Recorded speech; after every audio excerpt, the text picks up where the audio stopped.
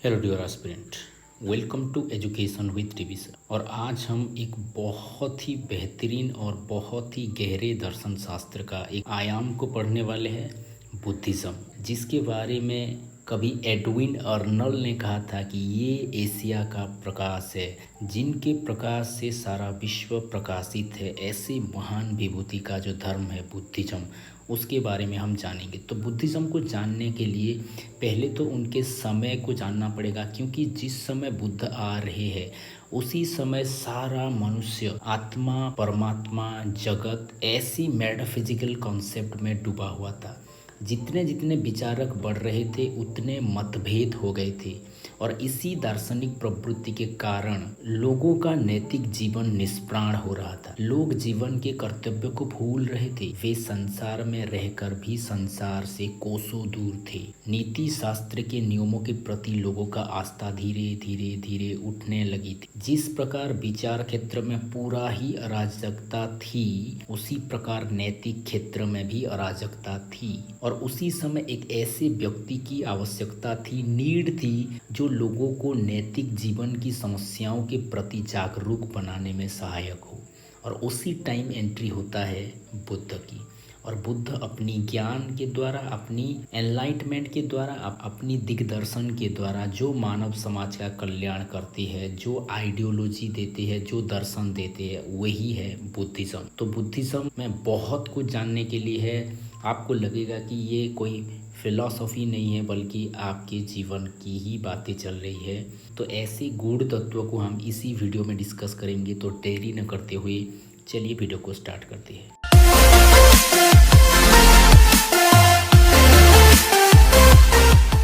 तो Buddhism start हम एक कोट से करेंगे। ये कोट है स्वामी विवेकानंद का। 1893 में अमेरिका में थे, वहाँ पर उनका एक भाषण था एक यूनिवर्सिटी में। वो भाषण का जो टाइटल था, Buddhism the fulfilment of Hinduism, Buddhism the fulfilment of Hinduism.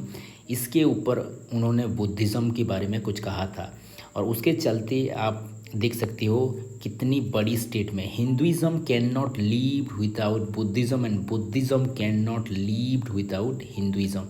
Hinduism और बुद्धिज़्म इतने क्लोजली इंटर रिलेटेड है, इंटरकनेक्टेड है, कि एक दूसरे के बिना और दूसरे एक के बिना रह ही नहीं सकते। इसीलिए उनका टाइटल भी क्या था, Buddhism the fulfilment of Hinduism. Hinduism को अगर कोई फुलफिल कर पाएगा तो वो है बुद्धिज़्म। हिंदुइज़्म क्या है? Hinduism is one type of incomplete without Buddhism. तो दोनों की परिपूरक है, इसीलिए दोनों का महत्व बहुत ही ज़्यादा है। तो हम बुद्धिज़्म को पढ़ेंगे, बुद्धिज़्म में क्या कुछ है, क्या विशेषताएं हैं, वो सारा कुछ हम यहाँ पर देखेंगे। तो पहले इंट्रोडक्शन में थोड़ा सा ओवरव्यू कर लेते हैं, व्हाट इज़ बुद्धिज़्म। बुद्ध को कहा जाता है लाइट ऑफ एशिया, जो कि बुद्धिज़्म के फाउंडर है। और ये कहने वाले हैं Arnold, okay, Edwin Arnold. He was born in 563 BC in Lumbini at Nepal. Nepal की लुम्बिनी में 563 BC में उनका जन्म हुआ था। कपिला वस्तु के शाक्य डिनास्टी से बिलोंग करते हैं। उनका 16 एज में जसोधरा से मैरिज हुआ। उनका एक सन भी था जिनका नाम राहुल था, ओके। इन्होंने घर छोड़ा एट द एज ऑफ 29, और इसी को एक सिंबॉलिक तौर पे कहा जाता है द ग्रेट डिपार्चर और द ग्रेट रेनोन्सिएशन, क्योंकि ये डिपार्चर ना होता तो बुद्ध एनलाइटेंड ना होते तो इतना बड़ा विस्तार नहीं होता। इसीलिए इसको सिंबॉलिकली कहा जाता है द ग्रेट रेनोन्सिएशन और द ग्रेट डिपार्चर। और after 6 year at the age of 35 Bodh गया में उनको एनलाइटमेंट मिला, बौद्धत्व प्राप्त हुआ, ओके। और वो फिर 45 ईयर्स तक दुनिया में रहे, और 80 एज में 483 BC में कुशीनगर, ओके, कुशीनगर में उनका डेथ हुआ। कुशीनगर में उनका डेथ हुआ। इस डेथ को भी सिंबॉलिकली कहा जाता है परिनिर्वाण, परिनिर्वाण, ओके, परिनिर्वाण कहा जाता है। तो ऐसे बहुत सारे सिंबल है जो कि महात्मा बुद्ध के लाइफ से रिलेटेड है, उसको भी थोड़ा बहुत जान लेते हैं। लोटस एक सिंबल है, लोटस हो गया या फिर बुल हो गया, ये इंडिकेट करता है बुद्ध के बर्थ को, ओके, बर्थ को। क्योंकि कोई कोई कहते हैं कि जब बुद्ध का जन्म हुआ उसी समय, जन्म होने के पहले उनको माँ को लोटस का साक्षात्कार होता था। ओके, ये लोटस बर्थ का सिंबॉलिक है। ओके, फिर हो गया हॉर्स का। हॉर्स एक सिंबल है द ग्रेट डिपार्चर का, क्योंकि हॉर्स को लेके उनका जो चैरियट था चना, उसके साथ वो गए थे और लास्ट में उसको छोड़ के वो सारे दुनिया को रेनोंसिएट किया या फिर सारे दुनिया को छोड़ के बुद्धत्व की ओर चले गए। ओके, इसको कहा जाता है the great departure, the great departure. Okay, फिर जो तीसरा है बोधि वृक्ष, जिस वृक्ष के नीचे बुद्ध ने एनलाइटमेंट पाया। बोधि ट्री ये भी सिंबल है, ये सिंबल है एनलाइटमेंट का, एनलाइटमेंट। ओके, फिर हो गया व्हील। व्हील एक सिंबल है, ये सिंबल है पहले सेरेमन का। ओके, फर्स्ट सेरेमन का, जो कि राजगृह में हुआ था। इसको कहा जाता है धर्म चक्र प्रवर्तन। ओके, धर्म चक्र प्रवर्तन, चक्र प्रवर्तन। ओके, जो चार है, चार सेरेमन को भी अच्छे से जान लो, उसको भी एक सिंबॉलिक तौर पे जो मैंने ट्रिक करके निकाला था, रा वा पा का। ओके, इसको कहा जाएगा रा वा पा और का। राजगृह, वैशाली, पाटलिपुत्र और कश्मीर, ये चार ही हुआ है, चार ही सेरेमन हुआ है। पहला वाला हो गया रा यानी कि राजगृह। फिर स्तूप, बहुत सारे स्तूप वगैरह रहता है, ये स्तूप को भी कहा जाता है, एक सिंबल है। तो ये स्तूप किसका सिंबल है? ये स्तूप है death of Buddha. Okay, death of Buddha, या फिर इसको कहेंगे परिनिर्वाण। ओके, परिनिर्वाण। तो ये सारे हो गए सिंबल ऑफ बुद्धस लाइफ। फिर देखते हैं causes of origin of Buddhism. Buddhism क्यों पैदा हुआ? बुद्धिज्म आने का सबसे बड़ा कारण क्या है? ओके, तो जैसे कि हमने पहले भी बात किया कि बुद्धिज्म का आने का कारण है बहुत ही मेटाफिजिकल कॉम्प्लेक्सिटी इतने ज़्यादा हो गया था। उस मेटाफिजिकल प्रॉब्लम को सॉल्व करते करते समाज में बहुत सारे प्रॉब्लम्स एराइज हो गए थे, बहुत सारे अराजकता, बहुत सारे डिस्टर्बेंस, बहुत सारे ब्लाइंड बिलीफ्स आदि बहुत कुछ बढ़ गया था, तो जिसके चलते बुद्धिज्म का राइज हुआ है। तो यहाँ पर पहले पॉइंट में आप देख सकते हो, ये हेट्रोडॉक्स इंडियन फिलोसॉफी है। हेट्रोडॉक्स माना ये वेदों को रिजेक्ट करने वाले हैं। ओके, हेट्रोडॉक्स है, लेकिन ये मेनली अगेंस्ट किसके अगेंस्ट में आया है? Brahmanical system of beliefs and rituals के अगेंस्ट में आया है। ओके, फिर दूसरा है ये अगेंस्ट द एनिमल सैक्रिफाइसेस। उस टाइम पर बलि प्रथा जैसे बहुत सारे नेगेटिविटीज़ समाज में थे, बहुत सारे ब्लाइंड बिलीव्स, बहुत सारे रिचुअल्स समाज में थे, जिसके चलते बहुत सारे प्रॉब्लम्स हो रहे थे। तो ऐसे रिचुअल्स के अगेंस्ट में जो धर्म इवॉल्व हुआ वो था बुद्धिज्म। और सैक्रिफाइसेस के कारण एनिमल की नंबर्स भी कम हो रहे थे, जिसके चलते एग्रीकल्चर भी बहुत प्रॉब्लम हो रहा था। ओके, तो rise of new agriculture economy भी डिमांड कर रहा था, एनिमल हस्बेंड्री हो, एनिमल सैक्रिफाइसेस बंद हो, ये सब डिमांड हो रहा था। और उसी टाइम बुद्ध का आना, बुद्धिज्म का स्प्रेड होना, ये भी एक बहुत ही बड़ा फैक्टर था। फिर तीसरा है patronising Buddhism by lower caste. अगर आप देखोगे कि उसी टाइम समाज में एक हायरार्की था, ब्राह्मण, क्षत्रिय, वैश्य, शूद्र, और ये जो हायरार्की था, ब्राह्मण हाईएस्ट पोजीशन पे थे, उनका डोमिनेंस ज़्यादा था, वो सारे समाज को कंट्रोल करते थे। लेकिन ये जो क्षत्रिय और वैश्य क्लास है, उनका पावर धीरे धीरे बढ़ने लगा था।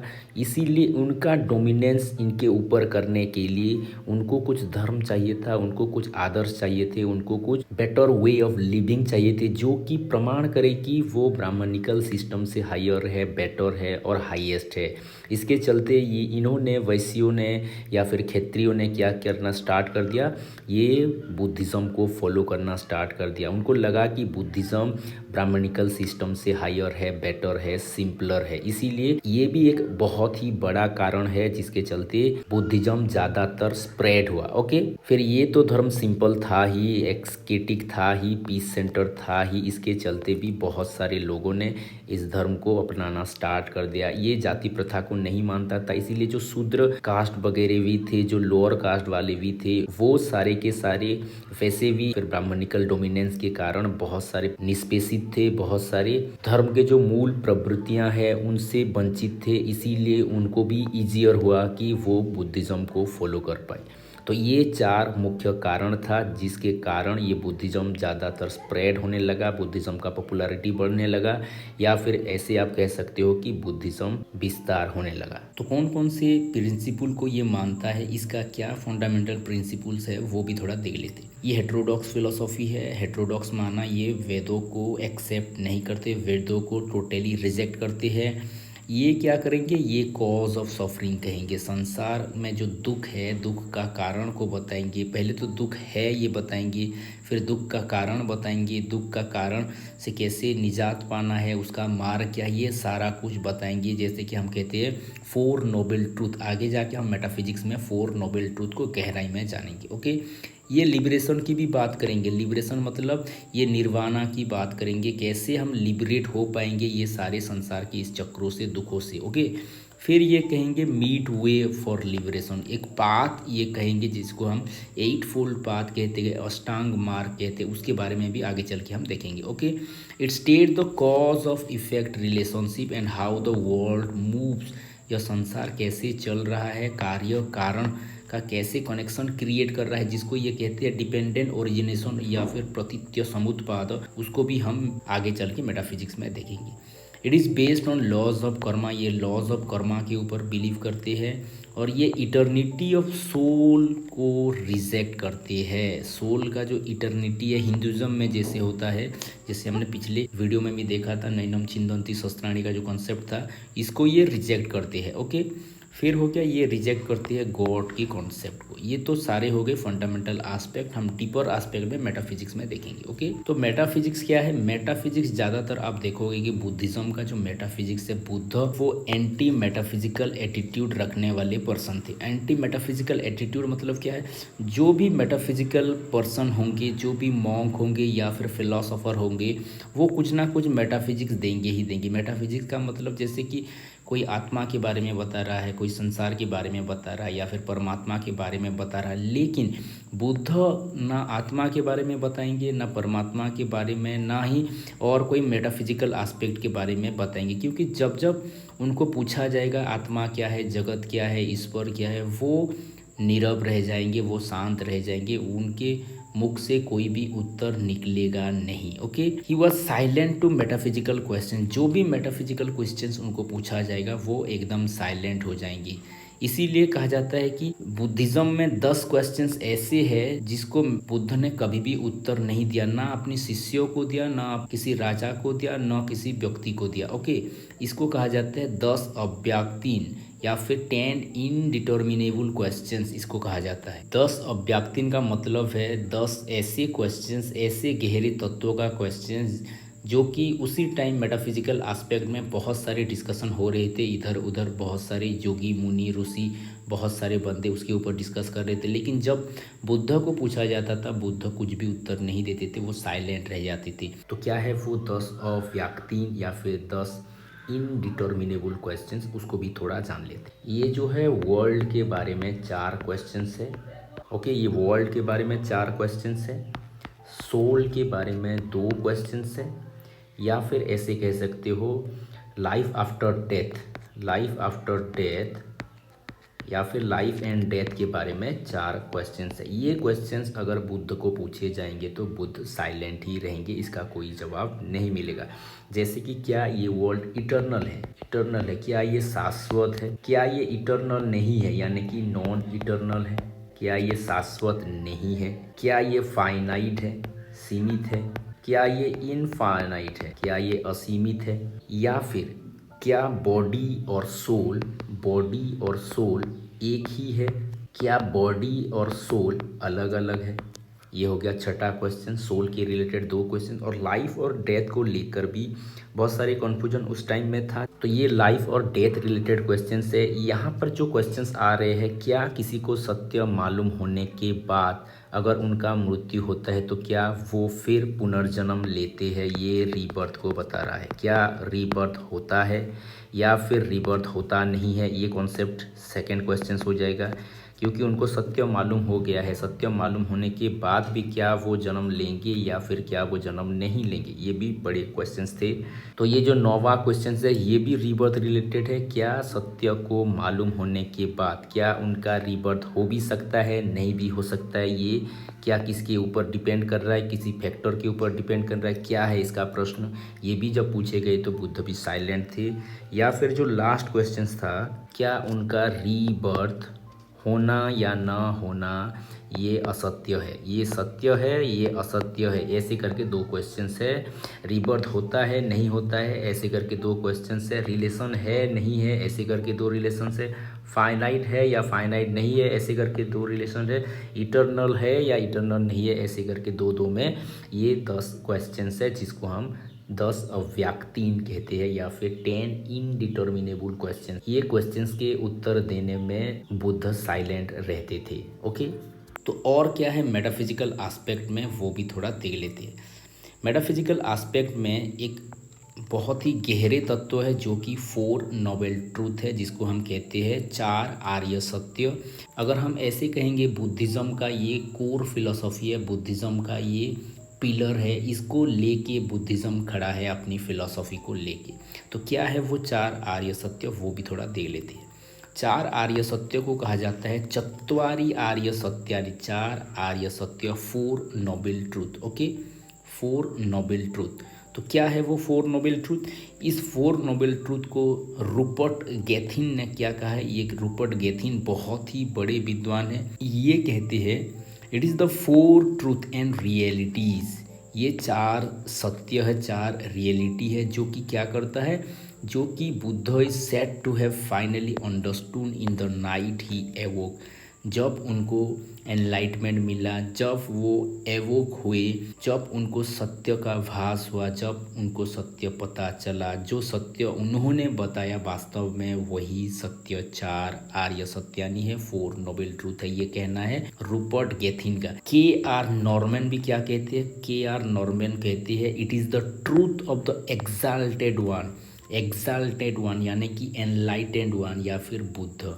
बुद्ध का ये 4 सत्य है। Okay, it has 4 realities of life. Life के ये 4 रियलिटीज़ के बारे में बताएगा। तो क्या है वो 4 सत्य? ये सफरिंग से, सफरिंग का कॉज से लेकर सफरिंग का एंड से लेकर सफरिंग का एंड करने का वे भी बताएगा। 4 चीज़ों के बारे में बताएगा। सफरिंग के बारे में बताएगा, सफरिंग के कॉज के बारे में बताएगा, सफरिंग को कैसे एंड करना है बताएगा, और क्या वो मार्ग है, क्या वो वे है, क्या वो रास्ता है, वो रास्ता भी बताएगा। इसीलिए ये हो गया 4 आर्य सत्य। तो एक एक करके हम सबको देखेंगे। ओके, तो पहला जो आर्य सत्य है उसको कहा जाता है दुख। ओके, दुख, इसका जो कोर पॉइंट है सर्वम दुखम दुखम, that means there is suffering everywhere, there is suffering. सभी जगह सभी क्षेत्र में दुख ही दुख है, यह संसार दुखमय है। Suffering is the only reality. वास्तविकता, रियलिटी क्या है? सफरिंग ही है। Suffering in birth, suffering in death, suffering in old age and suffering in disease, हर जगह सफरिंग ही है। जन्म मृत्यु जरा व्याधि दुख दोषानुदर्शनम, ऐसे कहा जाता है।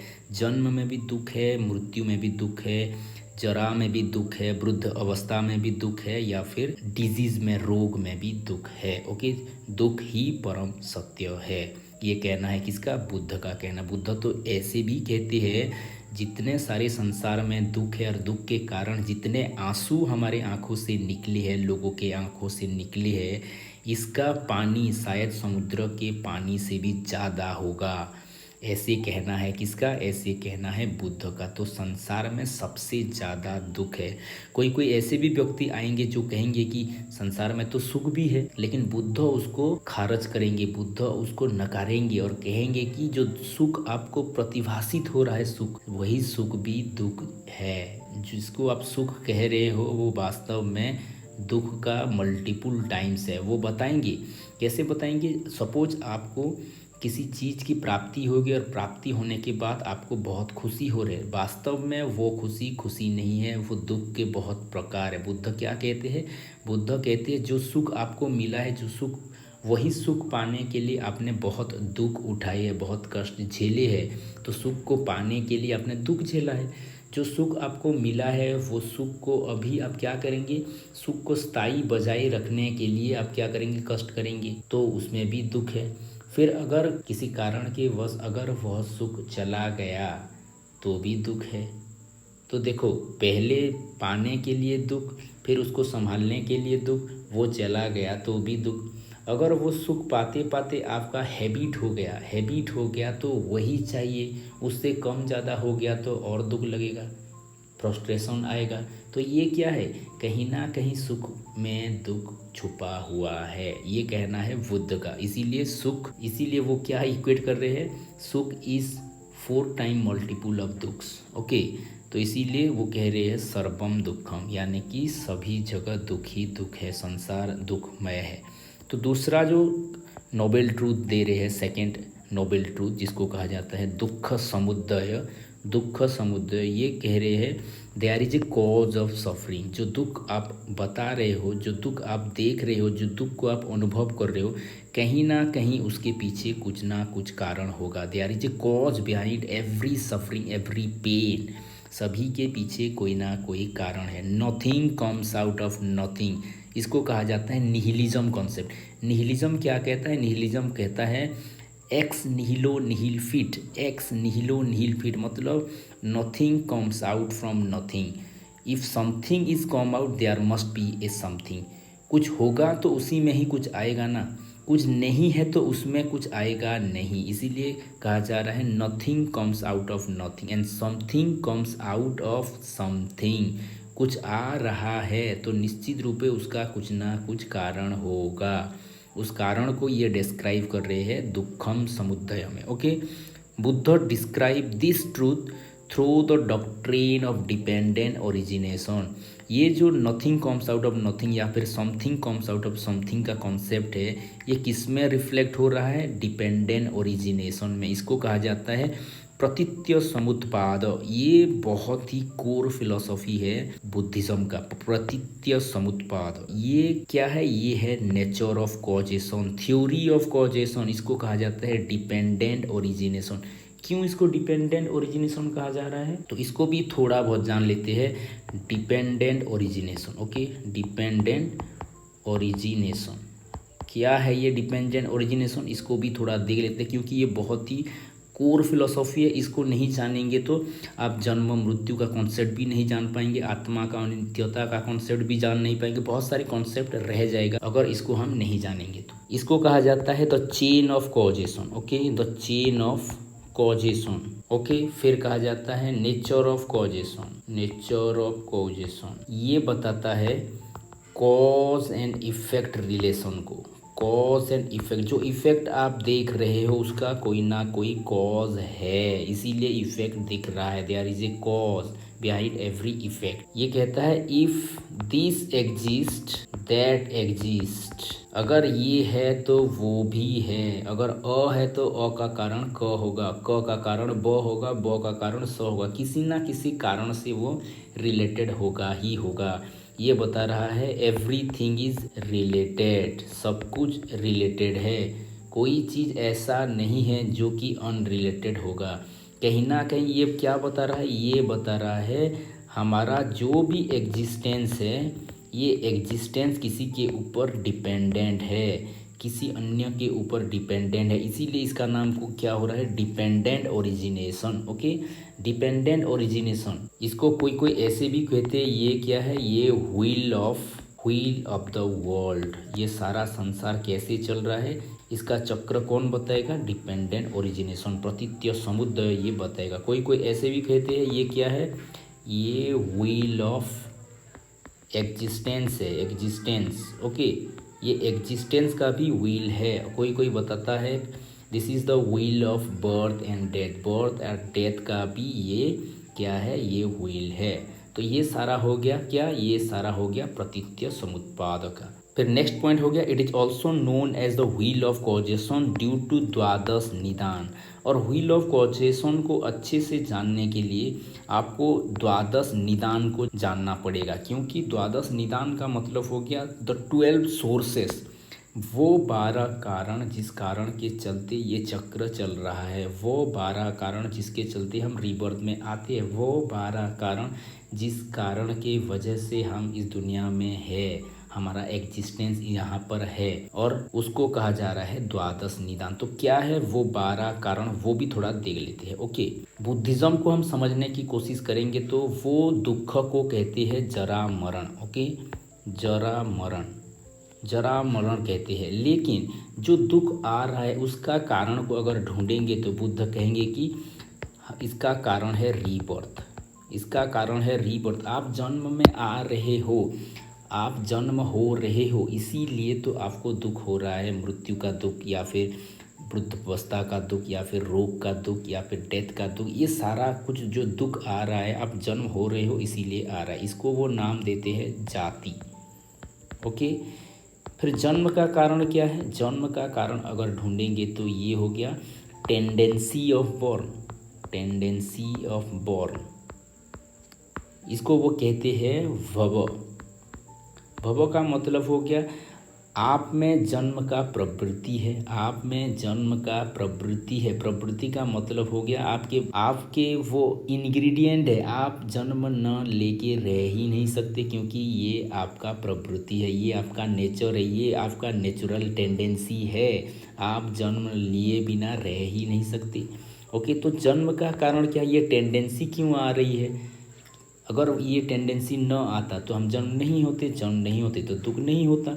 तो ये टेंडेंसी आने का कारण क्या है, इसका भी कारण वो बता रहे हैं। क्योंकि आप देखो ये कनेक्टेड कैसे हो रहा है, इसका कारण ये हो रहा है, इसका कारण ये हो रहा है, इसीलिए तो इसको व्हील कहा जा रहा है ना, इसीलिए इसको कहा जा रहा है। ये डिपेंडेंट ओरिजिनेशन है, ये एक साइकिल है, ये कॉज एंड इफेक्ट है। If this exist that exist, ये है इसीलिए वो है, वो है इसीलिए ये कारण को बता रहा है। ओके, तो फोर्थ हो गया क्यों हमारे अंदर जन्म लेने की टेंडेंसी है, क्योंकि हमारे अंदर मेंटल क्लींजिंग है। ओके, मेंटल क्लींजिंग है। मेंटल क्लींजिंग का अर्थ क्या है? मेंटल क्लींजिंग को वो कहते हैं उपादान। ओके, उपादान, ये उपादान का मतलब क्या है? उपादान का मतलब हो गया अटैचमेंट। अटैचमेंट कहीं ना कहीं हमारे इंद्रियों का अटैचमेंट है ये संसार के प्रति, या फिर वर्ल्डली प्लेजर के प्रति, वर्ल्डली ऑब्जेक्ट के प्रति। किसी चीज़ को हमने देख लिया, किसी चीज़ को हमने सूंघ लिया, किसी चीज़ को टेस्ट कर लिया, तो ये टेस्ट या फिर सूंघना या फिर अटैचमेंट जो हो रहा है या फिर जो अट्रैक्शंस हो रहा है, ये अट्रैक्शन का कारण ही हमको जन्म लेने में व्याकुल कर रहा है, जन्म लेने में बाध्य कर रहा है। ओके, तो ये क्लींजिंग भी क्यों आ रहा है, इसका तो भी कुछ कारण होना चाहिए ना। इसका कारण है बुद्ध बताते हैं क्रेविंग, इसका कारण बुद्ध बताते हैं क्रेविंग। क्रेविंग का मतलब हो गया तृष्णा। ओके, तृष्णा, तृष्णा। ओके, तो क्रेविंग, क्रेविंग का मतलब क्या हो गया? क्रेविंग का मतलब हो गया जो विषय वासना हमने एक बार चख लिया वो अब मन में मिटेगा नहीं, उसको फिर पाने की हमारे अंदर इच्छा जागृत होगा ही होगा। अगर आपने एक बार शॉर्ट वीडियो देख लिया, मज़ा आ गया, तो आपको दोबारा शॉर्ट देखने की इच्छा होगी। ये तो हो गया तृष्णा ना, ये हो गया क्रेविंग। अगर आपने एक बार कुछ भी खा लिया, कुछ भी चख लिया, कुछ भी सुन लिया, कुछ भी कर लिया, मतलब इंद्रियों का स्पर्श से कुछ भी कर लिया, तो क्या होगा? कहीं ना कहीं आपके अंदर क्रेविंग आएगा ही आएगा। ओके, तो ये क्या है? ये हो गया क्रेविंग। तो क्रेविंग का भी कारण क्या है? क्रेविंग का भी कारण है, ओके, क्रेविंग का कारण वो बता रहे हैं सेंस एक्सपीरियंस। सेंस एक्सपीरियंस जिसको कहा जाता है वेदना। ओके, तो सेंस एक्सपीरियंस का मतलब है हमने कुछ चीज़ों को एक्सपीरियंस किया है, कुछ चीज़ों को इंद्रियों के द्वारा एक्सपीरियंस किया है। हमारा जो पूर्व एक्सपीरियंस है उसी के आधार पे हम फिर विषय वासना में लिप्त होना चाहते हैं, उस चीज़ को हम फिर कंज्यूम करना चाहते हैं। ये हो गया सेंस एक्सपीरियंस। तो सेंसुअल एक्सपीरियंस क्यों करना चाहते हैं? क्योंकि हमारे सेंस क्या हो रहा है? सेंस कांटेक्ट में आ रहा है। किसके कांटेक्ट में आ रहा है? ऑब्जेक्ट के कांटेक्ट में आ रहा है या चीज़ों के कांटेक्ट में आ रहा है। इसको कहते हैं स्पर्श। ओके, ये हो गया सातवां। अगर कांटेक्ट में ही नहीं आता तो सेंस एक्सपीरियंस नहीं होता, एक्सपीरियंस नहीं होता तो फिर क्रेविंग नहीं उठती, क्रेविंग नहीं उठती तो मेंटल क्लींजिंग नहीं होता, मेंटल क्लींजिंग नहीं होता तो हमको जन्म लेने की इच्छा नहीं होती, इच्छा नहीं होती तो रीबर्थ नहीं होता, रीबर्थ नहीं होता तो हमारा जरा मरण में आने का कोई संभावना नहीं था। ओके, तो ये हो गया सातवां। फिर सेंस कांटेक्ट आने का भी कारण एक है, क्या है? सेंस कांटेक्ट आने का कारण है, हो गया सेंस ऑर्गेन है, इसीलिए तो कांटेक्ट में आ रहा है ना। आंखें है तभी तो आप देख रहे हो, कान है तभी तो आप सुन रहे हो, टोंग है तभी तो आप टेस्ट कर रहे हो। तो ये हो गया सेंस ऑर्गेन, या फिर इसको कहा जाता है सदायतन, सदायतन। ओके, सदायतन कहा जाता है। ओके, क्योंकि सदायतन क्यों कहा जा रहा है? ये सड़ शब्द से आ रहा है, सड़ का मतलब 6 है, क्योंकि यहाँ पर 5 ज्ञान इंद्रियाँ, 5 ज्ञान इंद्रियाँ और एक मन है। ओके, तो ये दोनों को मिला के 6 इंद्रियाँ हो रहे हैं, इसीलिए इसको सड़ायतन कहा जा रहा है। ओके, तो फिर सड़ायतन होने का भी एक कारण होना चाहिए, क्योंकि डिपेंडेंट ओरिजिनेशन कह रहा है कि कहीं ना कहीं सभी कनेक्टेड है, कुछ ना कुछ कारण रहता ही रहता है। तो ये क्यों आ रहा है? क्योंकि जो सेंस ऑर्गन है ये माइंड एंड बॉडी मैकेनिज्म में काम कर रहा है, माइंड एंड बॉडी का एक कनेक्शन है, इसीलिए ये काम कर रहा है। ये 9वां है, इसको कहते हैं नाम रूप, नाम रूप। ओके, नाम रूप, नाम रूप का मतलब क्या है? नाम रूप का मतलब हो गया, तो ये 5 इंद्रिया बॉडी में है और एक माइंड हो गया, ये 6 को मिला के हम कहेंगे माइंड बॉडी मैकेनिज्म। ओके, तो इसको कहा जा रहा है नाम रूप। फिर 10वां हो गया, इसका भी कारण कुछ ना कुछ तो होना चाहिए। माइंड बॉडी आने का कारण क्या है? माइंड बॉडी आने का कारण है कॉन्शियसनेस। हमारे में चेतना है, तभी तो उस चेतना धीरे धीरे विकसित हो के बॉडी का वेरियस पार्ट हो रहा है, फिर बाद में माइंड डेवलप हो रहा है, ये सारे हो रहे हैं। और ये सारे नहीं होते अगर हम एम्ब्रियो में, जो जन्म के पहले जो एम्ब्रियो में रहती है, मातृगर्भ में रहती है, अगर उस टाइम में कॉन्शियसनेस अगर उसमें प्रवेश ना होता तो बॉडी भी डेवलप नहीं होती, बॉडी डेवलप नहीं होता तो सेंस ऑर्गन नहीं होता, सेंस ऑर्गन नहीं होता तो कांटेक्ट में नहीं आते, सेंस एक्सपीरियंस नहीं होता, क्रेविंग नहीं होता, ये सारा जो चक्कर आप देख रहे हो, व्हील जो देख रहे हो, ये ना होता। तो कॉन्शियसनेस आने का कारण क्या है? कॉन्शियसनेस आने का भी कारण है इम्प्रेशन, इम्प्रेशन यानी कि संस्कार। संस्कार क्यों संस्कार है? अगर आप देखोगे कि पूर्व जन्म का कोई पास्ट कर्म हो गया, पूर्व जन्म का कोई संस्कार हो गया, जिस संस्कार के चलते आप में चेतना आ रही है, आप में आप चेतन बन रहे हो, फिर अगले जन्म में जाके कोई काम करना चाह रहे हो, या फिर कोई अपूर्ति रह गया है उसको पूर्ण करना चाह रहे हो, ये हो गया क्या? इम्प्रेशन, संस्कार। और ये संस्कार आने का भी कारण हो गया इग्नोरेंस। इग्नोरेंस, अगर आपको पता होता कि जो कर्म मैं करने वाला हूँ मैं, वो मेरा एक संस्कार बनने वाला है, वो मुझे आगे बढ़ाने वाला है, या फिर वो मुझे पुनर्जन्म में लाने वाला है, तो आप कर्म नहीं करते। वास्तव में अगर देखें तो यही सबका जड़ है।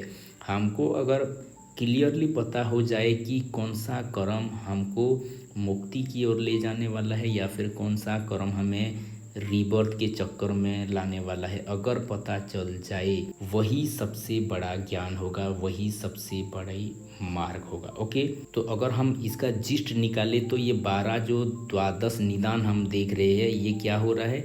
इग्नोरेंस से हमारे अंदर इम्प्रेशन आ रहा है, इम्प्रेशन से चेतना की जागृता हो रही है, उससे माइंड बॉडी क्रिएट हो रहा है, फिर सेंसेस ऑर्गन हो रहे हैं, फिर वो कांटेक्ट में आ रहे हैं, सेंस का एक्सपीरियंस हो गया तो क्रेविंग आएगा, क्रेविंग आएगा तो मेंटल क्लींजिंग आएगा, फिर हम जन्म बाध्य लेंगे, जन्म लेना ही पड़ेगा, फिर जन्म मरण चक्र में आएंगे ही आएंगे। ये सारे बता रहे हैं, एक साइकिल को बता रही है। ये हो गया द्वादश निदान। ओके, फिर तीसरा हो गया थर्ड नोबेल ट्रूथ, जिसको कहा जाता है दुख निरोध। तो हमने देखा दुख का कैसे कारण है। सबसे बड़ा कारण था क्या? मूल कारण था इग्नोरेंस, मूल कारण अविद्या ही था। अविद्या को अगर हम जान लेते हैं, अविद्या से हम पार चले जाते हैं तो सभी से मुक्त हो पाएंगे। तो थर्ड नोबेल ट्रूथ क्या बता रहा है? दुख निरोध, यानी कि there is a cessation of suffering. जो सफरिंग है, हमने अगर कारण को जान लिया तो कारण को हम निवारण में परिवर्तन कर सकते हैं, या फिर उस कॉज को ही हम डिस्ट्रॉय कर सकते हैं। दुख निरोध क्या कहता है? Every suffering start from A cause and hence destructions of cause is the end of suffering. यानी कि कारण का विनाश ही दुख का विनाश है। जो कारण हमें प्रतिभाषित होगा या फिर कारण पता चलेगा, अगर हम कारण को ही समाप्त कर दे तो दुख भी समाप्त हो जाएगा। तो बच्चों इससे क्या समझे? बहुत सारे बंदे मैसेज करते हैं कि एडिक्शन हो गया है, यूट्यूब शॉर्ट का एडिक्शन हो गया है, रील्स का एडिक्शन हो गया है, फेसबुक शॉर्ट का एडिक्शन हो गया है। तो ये क्या बता रहा है? कारण को समाप्त कर दो, कॉज को ही समाप्त कर दो, इफ़ेक्ट अपने आप ख़त्म हो जाएगा। ऑन इंस्टॉल कर दो, आप फेसबुक ऑन इंस्टॉल कर दो, यूट्यूब को ऑन इंस्टॉल कर दो। अगर यूट्यूब को ऑन इंस्टॉल कर दिया तो शॉर्ट होगा ही नहीं, शॉर्ट देखने की इच्छा ही नहीं होगी। अगर आपने जो रील आ रहे हैं, जो भी ऐप से आप देख रहे हो, मोजो देख रहे हो या फिर कुछ भी ऐप हो सकता है, वो इंस्टाग्राम भी हो सकता है, तो उसको ऑन इंस्टॉल कर दो भाई। वो ऑन इंस्टॉल हो गया तो आप बच जाओगे, आपका बहुत सारा टाइम बच जाएगा। हाँ, आपको वीडियो देखना है कोई बात नहीं, यूट्यूब को आप ब्राउज़र में से भी खोल सकते हो, ब्राउज़र में से भी आप देख सकते हो, लेकिन ब्राउज़र में शॉर्ट नहीं आएगा, केवल और केवल आपका जेन्युइन वीडियो ही चलेगा। तो यूट्यूब को डिसेबल कर दो, वो तो अनइंस्टॉल होगा ही नहीं क्योंकि वो प्री इंस्टॉल्ड ऐप है। तो वो क्या होगा, उसको आप क्या कर सकते हो? डिसेबल कर सकते हो। क्यों मैं ये कह रहा हूँ? क्योंकि बहुत सारे स्टूडेंट मुझे मैसेज करते हैं, बहुत सारे स्टूडेंट क्या कहते हैं, बहुत प्रॉब्लमेटिक सिचुएशन कहते हैं, इतना टाइम मेरा वेस्ट हो जाता है, उतना टाइम मेरा शॉर्ट में चला जाता है, ये वीडियो में चला जाता है, यूट्यूब में आपके क्लास देखने के लिए जाता हूँ लेकिन आपकी क्लास देखते देखते शॉर्ट देख लेता हूँ, फिर वहाँ पर 1.5 घंटा 2 घंटा चला जाता है, टाइम वेस्ट हो जाता है। टाइम बहुत ही वैल्यूएबल है। ये जो आपको 60 दिन मिला है ना, ये 60 दिन पे आप एसएसबी क्रैक कर सकते हो, आप अपनी लाइफ बना सकते हो, लेकिन उसके लिए आपको बहुत ही कॉशस होना पड़ेगा। आपका दुख को निरोध करना पड़ेगा, आपका सफरिंग को आपको ब्रेक करना पड़ेगा। और इसका सबसे बड़ा प्रमुख हथियार है, मूल को ही नाश कर दो। जिसके कारण दुख आ रहा है, जिसके कारण डिस्ट्रैक्शंस हो रहा है, उस डिस्ट्रैक्शंस को ही हटा दो। अगर मोबाइल डिस्ट्रैक्शंस है तो मोबाइल को 1 महीना या 2 महीना हटा दो। आप क्लासेस ना देखो तो भी चलेगा, लेकिन आपको पढ़ना है। आप बुक्स के द्वारा भी पढ़ सकते हो, आप नोट्स के द्वारा भी पढ़ सकते हो, मोबाइल के द्वारा पढ़ना कोई कंपलसरी नहीं है। आप खुद अपनी विधि निकालो, क्या मेरे लिए डिस्ट्रैक्शंस है, क्या मेरा हर्डल है, उस हर्डल को ही आप समाप्त कर दो। तो देखना एसएसबी जॉब आपके हाथ में होगा, आपके हाथ में एसएसबी जॉब होगा, ये मेरा पक्का कहना है। ओके, तो ये थर्ड नोबल ट्रूथ क्या कह रहा है? ये कह रहा है everything being conditional and relative. तो जो भी हम देख रहे हैं, जो भी कारण हम देख रहे हैं, कहीं ना कहीं वो किसी कंडीशन के ऊपर डिपेंड कर रहा है और ये परमानेंट नहीं है, रिलेटिव है। तो ये कंडीशनल हो गया, रिलेटिव हो गया। इसके चलते बुद्धिज़्म का एक बहुत ही फेमस स्कूल ऑफ थॉट्स है या फिर ब्रांच है, जिसको कहते हैं माध्यमिक शून्यवाद या फिर मोमेंटेरीनेस। ये बताएगा कि कोई भी चीज़ परमानेंट नहीं है, सब कुछ मोमेंटेरी है, और जो भी मोमेंटेरी है वो नष्ट होने वाला है, पेरिस होने वाला है, इंक्लूडिंग ऑल द दुख। सभी कुछ, जो कुछ भी रिलेटिव होगा, कंडीशनल होगा, वो मोमेंटेरी होगा और वो नष्ट होगा ही होगा। और ये बताएगा निर्वाण के बारे में, लिबरेशन के बारे में। दुख निरोध मार्ग जो थर्ड नोबल ट्रूथ है, इसमें ज़्यादातर फोकस किया जाता है लिबरेशन के ऊपर, निर्वाणा के ऊपर। निर्वाणा का एक्चुअल मतलब आप देखोगे तो ये हो गया ब्लो आउट, बुझ जाना। बुझ जाना, मैं और मेरा का जो भाव आ रहा है उस भाव से परे चले जाना, यानी कि बुझ जाना। ओके, या फिर ऐसे आप कह सकते हो absence of all physical and mental state known to us, that is called as nirvana. Okay, तो बुद्ध को निर्वाणा कब मिला?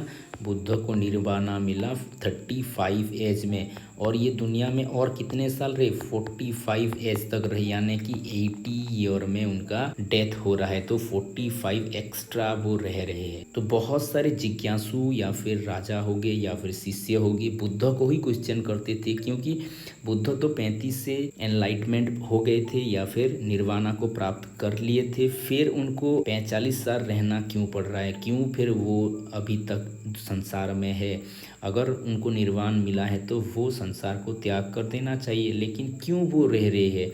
क्या जो कर्म वो कर रहे हैं उसका कोई इम्प्रेशन नहीं होगा? क्या वो डिपेंडेंट ओरिजिनेशन के व्हील ऑफ कर्मा में नहीं आएंगे? ये सारे क्वेश्चंस बुद्ध को पूछे जाते थे और बुद्ध बहुत ही खूबसूरत जवाब देते थे। वो कहते थे जो हम कर्मा कर रहे हैं ये मेनली दो टाइप्स के कर्मा होते हैं। एक कर्मा जो वो बता रहे हैं, एक कर्मा हो गया इंटरेस्टेड कर्म। ओके, इंटरेस्टेड कर्म। इंटरेस्टेड कर्म का मतलब क्या हो गया? इंटरेस्टेड कर्मा का मतलब हो गया आपको उस कर्मा में इंटरेस्ट है। इंटरेस्ट होगा तो आप बंधन में आएंगे, बंधन में आएंगे। ये बंधन क्रिएट करने वाला है। आपका इच्छा हो रहा है प्राप्त करने का, खाने का, लेने का, देने का। ये जो इच्छा है ना, ये इच्छा के कारण ही आप बंधन में आओगे। और दूसरा जो होता है डिसइंटरेस्टेड कर्म। डिसइंटरेस्टेड कर्म। ओके, डिसइंटरेस्टेड कर्मा क्या है? डिसइंटरेस्टेड कर्मा का मतलब आपका कोई इंटरेस्ट नहीं है या फिर आप अनासक्त भाव से वो कर्म कर रहे हो। ये हो गया निर्बंधन कर्म। ओके, इसमें कोई बंधन नहीं आएगा। इसको प्रूव करने के लिए गौतम बुद्ध क्या करते हैं? गौतम बुद्ध एक एग्जाम्पल देते हैं, जैसे कि भुना हुआ जो बीज है। ओके, भुना हुआ बीज अगर आप डालने की कोशिश करोगे, कितना भी पानी दे दो, खाद दे दो, कोई भी फेवरेबल कंडीशन दे दो, उसमें वृक्ष पैदा होगा ही नहीं, क्योंकि जो सीड है ऑलरेडी फायर में जल गया है, ऑलरेडी भुना हुआ है। तो उसके अंदर जो जीवनी शक्ति थी वो नष्ट हो गया है। तो कुछ भी कर लो, इसमें से अंकुरित होगा ही नहीं, इसमें से पेड़ आएगा ही नहीं। तो भुना हुआ जो सीड है, भुना हुआ जो बीज है, वो एक टाइप का डिसइंटरेस्टेड कर्मा है। और डिसइंटरेस्टेड कर्मा के द्वारा कभी भी बंधन नहीं क्रिएट होगा, ये कहना है बुद्ध का। तो फिर चौथा जो नोबेल ट्रूथ है, जिसको कहा जाता है दुख निरोध गामिनी प्रतिपदा या फिर दुख निरोध मार्ग कहा जाता है, क्योंकि इसी फोर्थ नोबेल ट्रूथ को कहा जाता है पाथ टू लिबरेशन या फिर दुख निरोध मार्ग। इसके चलते ही हम दुख निरोध की वो मार्ग को पाएंगे जिसको कहा जाता है the middle path, eightfold path, अष्टांग मार्ग।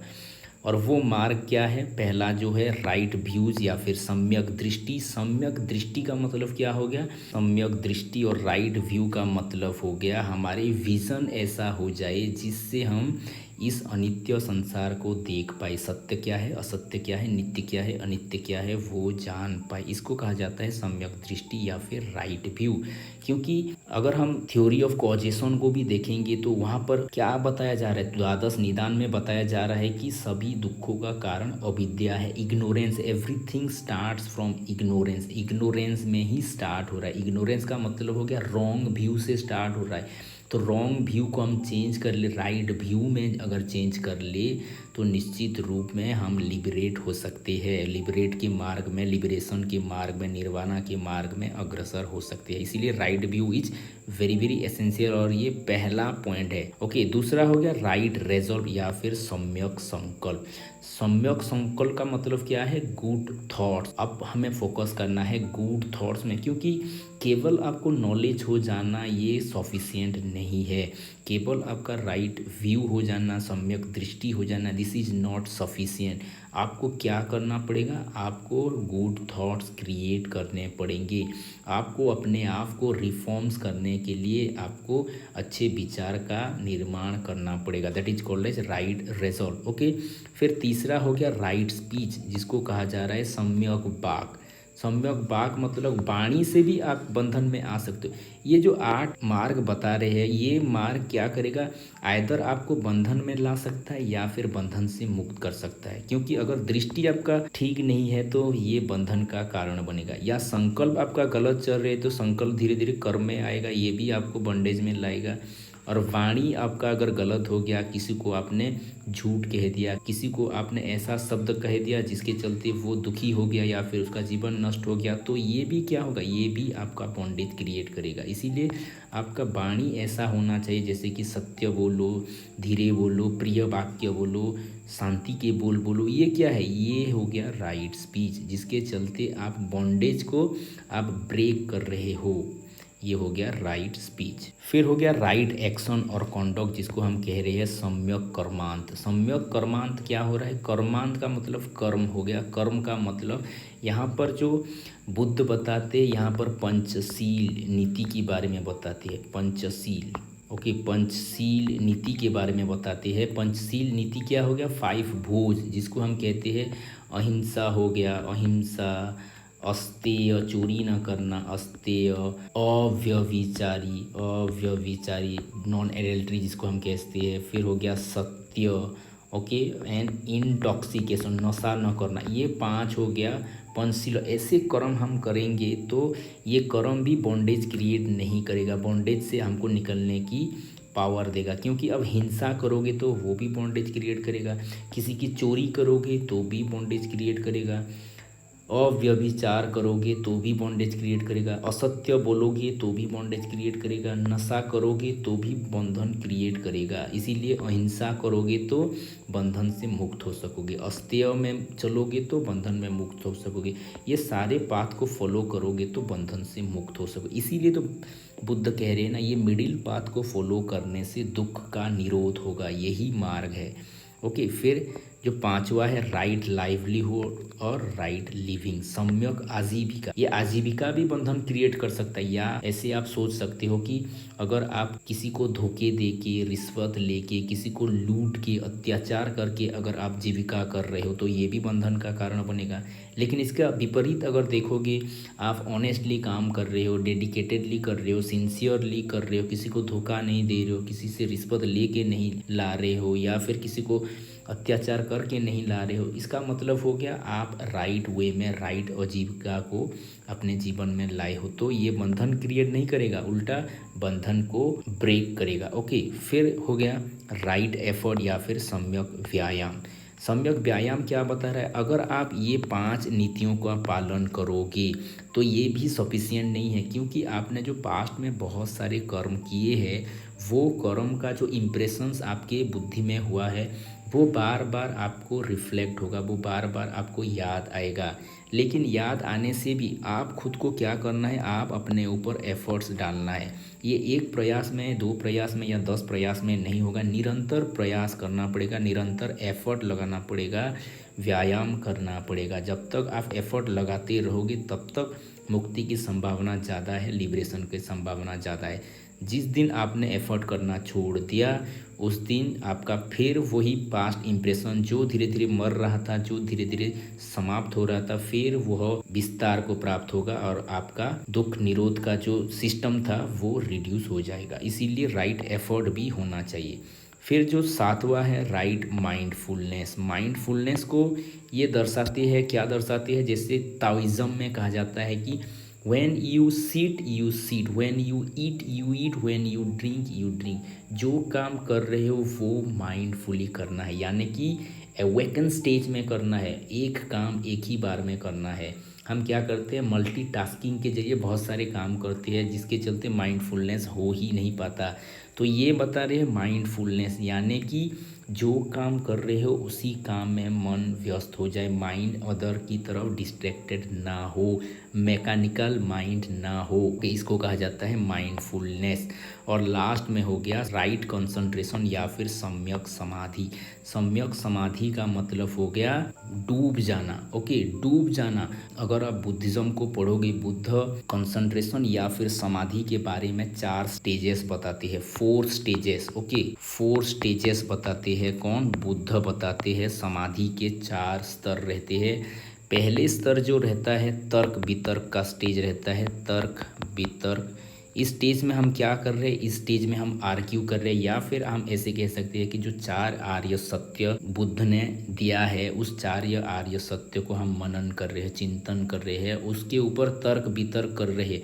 और तर्क वितर्क करते करते हम सेकेंड स्टेज में पहुंचते हैं, जिसको कहा जाता है श्रद्धा। ओके, श्रद्धा। श्रद्धा का मतलब हो गया आप क्या कर रहे हो? लॉजिकली प्रॉब्लम सॉल्व करते करते ऐसे कुछ खूबियों में चले गए हो, ऐसे कुछ गहराई में चले गए हो, जिसके चलते आपको आनंद मिल रहा है या फिर शांति मिल रहा है। ओके, क्योंकि आपके पास ऐसा कुछ ज्ञान है जिस ज्ञान के चलते आप लाइफ के बहुत सारे प्रॉब्लम सॉल्व कर रहे हो, जो कि अदर पर्सन में नहीं है, केवल आपके पास है। इसीलिए आपका आनंद का लेवल बढ़ गया है, शांति का लेवल बढ़ गया। लेकिन तीसरा जो स्टेज है, यहाँ पर आनंद से भी आप परे जाओगे, शांति से भी परे जाओगे, क्योंकि आपको लगेगा ये आनंद भी, ये शांति भी एक टाइप का बाधक है। ये आनंद और शांति भी बाधक है, क्योंकि यहाँ से रुकना नहीं है। मेरा लक्ष्य है निर्वाण को प्राप्त करना या फिर लिबरेशन को प्राप्त करना। यहाँ पर अगर रुक गया तो कभी भी मैं लिबरेशन पा नहीं सकूँगा। इसीलिए थर्ड स्टेज में क्या हो रहा है, dispassion towards that ananda and that shanti हो रहा है। फिर जो चौथा है, जिसको लास्ट कहा गया है, ये हो गया सभी वृत्तियों का निरोध। ओके, सभी वृत्तियों का निरोध, सभी से पार चले जाना, सभी दुखों से पार चले जाना, सभी चित्त वृत्तियों से पार चले जाना, ये हो गया निरोध। ये हो गया चौथा स्टेज, ये सर्वोच्च स्टेज। अगर ये स्टेज को आपने प्राप्त कर लिया तो आपको कहा जाएगा अरहत। तो ये हो गया बुद्ध के हिसाब से समाधि का अवस्था। ओके, फिर देखेंगे नेक्स्ट पॉइंट। फिर हो गया तो 8 fold path makes Buddhism a universal religion. Okay, ये जो 8 फोल्ड पाथ है, ये जो मध्यम मार्ग है, ये जो मिडिल पाथ है, ये पाथ ही बहुत ही विशेष करता है बुद्धिज़्म को एक यूनिवर्सल रिलीजन में कन्वर्ट करता है। क्योंकि ये जो 8 मार्ग बताया जा रहा है, ये 8 मार्ग कोई भी रिलीजन का, कोई भी धर्म का, कोई भी देश का, कोई भी जाति का, सभी इस पाथ को फॉलो कर सकते हैं। इतना सहज है, इतना यूनिक है ये 8 मार्ग, 8 फोल्ड पाथ। इसीलिए तो कहा जा रहा है बुद्धिज़्म यूनिवर्सल रिलीजन बन पाएगा इसी 8 फोल्ड के कारण। ओके, तो फिर एक कॉन्सेप्ट आ गया जिसको हम कहते हैं क्षणिकवाद या फिर मोमेंटेरीनेस क्या कहेगा, मोमेंटेरीनेस कहेगा कि नथिंग इज परमानेंट, कुछ भी परमानेंट नहीं है, ना बॉडी है, ना सेंसेशन है, ना परसेप्शन है, ना सोरो है, ना कुछ भी परमानेंट नहीं है। Everything is changing. क्यों ये बता रहा है कोई कुछ भी परमानेंट नहीं है? क्योंकि हमने डिपेंडेंट ओरिजिनेशन में जाना कि if cause is destroyed then the effect is destroyed. अगर हम कॉज को ही नष्ट कर दे तो इफेक्ट अपने आप नष्ट हो जाएगा, और जो नष्ट हो रहा है that means that is not permanent, that is not eternal, या फिर हम ऐसे कह सकते हैं वो मोमेंटेरी है, वो क्षणिक के लिए है, कुछ समय के लिए आया है, फिर नष्ट हो जाएगा, फिर विलीन हो जाएगा। तो ये बता रहा है क्या, मोमेंटेरीनेस बता रहा है देयर इज ए लिंक, सभी चीज़ों में कुछ ना कुछ लिंक है, ये चेन का एक पार्ट है। तो ये बता रहा है ये व्हील का एक स्पोक जैसा ही है, बड़े चेन का एक लिंक जैसा ही है। ओके, और मोमेंटेरीनेस और एक भी कॉन्सेप्ट बताता है, everything is subject to birth and death, production and destruction and creation and decay. Okay, birth हुआ है तो डेथ को भी पाएगा, प्रोडक्शन हो रहा है तो डिस्ट्रक्शन को भी पाएगा, क्रिएशन हो रहा है तो उसका नष्ट भी होगा। तो इसका सभी में कुछ ना कुछ कनेक्शन है, ये बता रहा है मोमेंटेरीनेस। ओके, मोमेंटेरीनेस 2 आइडियोलॉजी के बारे में बताता है कि सब कुछ मोमेंटेरी है, या फिर ऐसे आप बता सकते हो कि ये कुछ भी इटर्नल नहीं है, सब कुछ नॉन इटर्नल है। ओके, और ये बताता है कि एवरीथिंग इज चेंजिंग, कुछ भी परमानेंट नहीं है, चेंज इज द रियलिटी। तो ये हो गया मोमेंटेरीनेस के बारे में। फिर हो गया अनात्मावाद के ऊपर जो मेटाफिजिकल एस्पेक्ट है, ये भी थोड़ा देख लेते हैं। ओके, तो फिर बुद्धिज्म कहता है अनात्मवाद यानी कि नो सेल्फ थ्योरी और the doctrine of no self, यानी कि नॉन एग्जिस्टेंस ऑफ सोल। ये बताएगा सोल है या नहीं। तो ये क्या कहेगा, सोल जो हिंदुइज्म कंसेप्ट बताते हैं, जैसे कि इटर्निटी ऑफ द सोल नैनम चिंतन्ति शस्त्राणि, ऐसा कॉन्सेप्ट बुद्धिज्म में नहीं है। ये बताते हैं कि सोल भी मोमेंटेरीनेस के अंतर्गत आता है, सोल भी क्षणिक के लिए आया है, वो भी क्या हो जाएगा, वो भी नष्ट हो जाएगा। ओके, ये बताती है soul is not permanent, it is just a continuity of stream. ये सक्सेसिव स्ट्रीम ऑफ कॉन्टीन्यूटी के बारे में बता रहा है, स्ट्रीम ऑफ कॉन्शियसनेस के बारे में बता रहा है। ये जो कॉन्सेप्ट है ना, स्ट्रीम ऑफ कॉन्शियसनेस, ये बहुत ही बड़ा दर्शन को बता रहा है। ये साइकोलॉजी में भी आपने पढ़ा होगा कॉन्शियसनेस के बारे में। और स्ट्रीम ऑफ कॉन्शियसनेस के बारे में बताते हैं विलियम जेम्स। ये भी क्वेश्चंस आया हुआ है नेट में, इसको भी आप अच्छे से समझ लो। स्ट्रीम ऑफ कॉन्शियसनेस ये विलियम जेम्स का कॉन्सेप्ट है, ओके। और स्ट्रीम ऑफ कॉन्शियसनेस किसको बता रहा है? सोल को बता रहा है। जैसे आप ऐसे मान सकते हो कि एक दीपक है, दीपक में जो यहाँ पर थ्रेड है, यहाँ से क्या हो रहा है, ऑयल जा रहा है, बूंद बूंद करके जा रहा है और ये जल रहा है। लेकिन जो बूंद बूंद करके कॉन्टीन्यूस जा रहा है उसको हम देख नहीं पा रहे हैं, उसके चलते ही ये लाइट जल रहा है। तो कॉन्टीन्यूटी है। स्ट्रीम ऑफ कॉन्शियसनेस भी सोल परमानेंट जैसा दिख रहा है लेकिन वह परमानेंट नहीं है, ये सिर्फ कॉन्टीन्यूटी को बता रहा है, ओके। और सोल क्या है? Soul is combination of body and mind, शरीर और माइंड का कॉम्बिनेशन को हम सोल कहेंगे, ओके। फिर नागानंद क्या करते हैं? नागानंद सोल का 5 ग्रुप या फिर पंचस्कंध के बारे में बताते हैं। Soul is a combination of पंचस्कंध।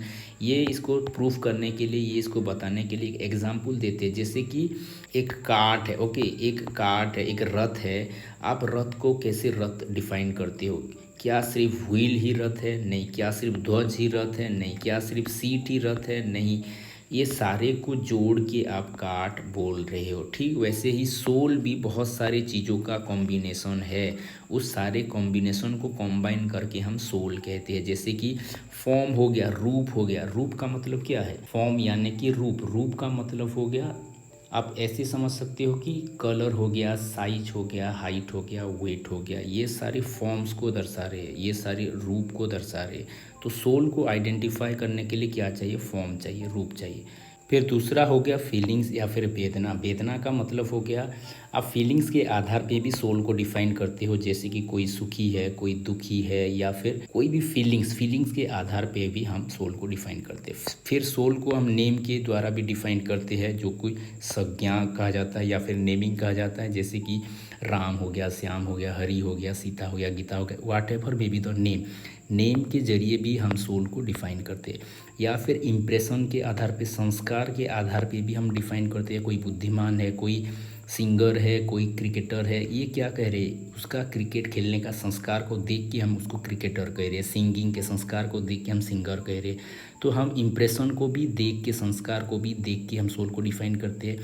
या फिर हम में जो चेतना है, उस चेतना के आधार पे, कॉन्शियसनेस के आधार पे भी हम डिफाइन करते हैं। तो ये पांचों चीज़ों को लेके हम सोल को डिफाइन करते हैं। तो इसको जो 4 है लास्ट के, इसको कहा जाता है नाम, ओके। और पहला वाला हो गया रूप, इसीलिए इसको कहा जाता है नाम रूप। ये नाम रूप का कॉन्सेप्ट ये पांचों को बताता है, ओके। ये हो गया डॉक्ट्रिन ऑफ नो सेल्फ या फिर अनात्मवाद। फिर एक बड़ी कॉन्सेप्ट है तो थ्योरी ऑफ नो गॉड, जिसको कहते हैं एथियज्म व अनश्वरवाद, या फिर आप कह सकते हो नो गॉड थ्योरी। तो देयर इज़ नो गॉड, इनका मानना है कि गॉड नहीं होते। क्यों? तो ये क्या बताता है? ये बताता है वर्ल्ड को किसी भगवान ने नहीं रचना की है, लेकिन ये world is a creation of pratitya samutpada, जो डिपेंडेंट ओरिजिनेशन का कॉन्सेप्ट है।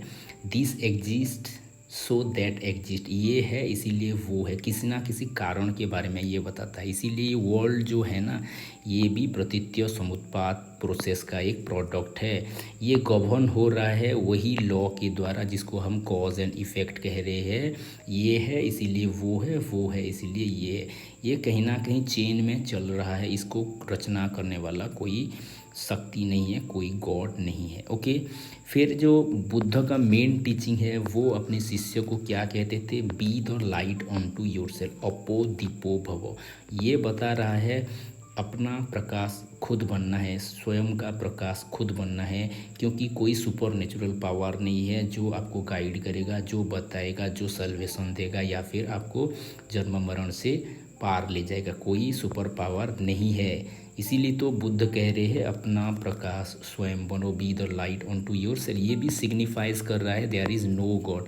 तो बहुत सारे लॉजिक भी बुद्ध ने दिए हैं जिसके चलते हम प्रूव कर सकते हैं कि there is no God. Buddha ने कहा है देयर इज़ नो गॉड, क्योंकि जब बुद्ध को पूछे जाते थे क्या भगवान है तो बुद्ध क्या करते थे, साइलेंट रहते थे। लेकिन बहुत सारे आर्गूमेंट में उन्होंने वेरियस जस्टिफिकेशन दिया है जिसके चलते हम उसको लेके इन्फर कर पाएंगे, इन्फ्रेंस ले पाएंगे कि there is no God. Okay, तो ये हो गया मेटाफिजिकल एस्पेक्ट ऑफ बुद्धिज़्म। फिर एपिस्टोमोलॉजी यानी कि ज्ञान मीमांसा के बारे में क्या कहा गया है बुद्धिज़्म में।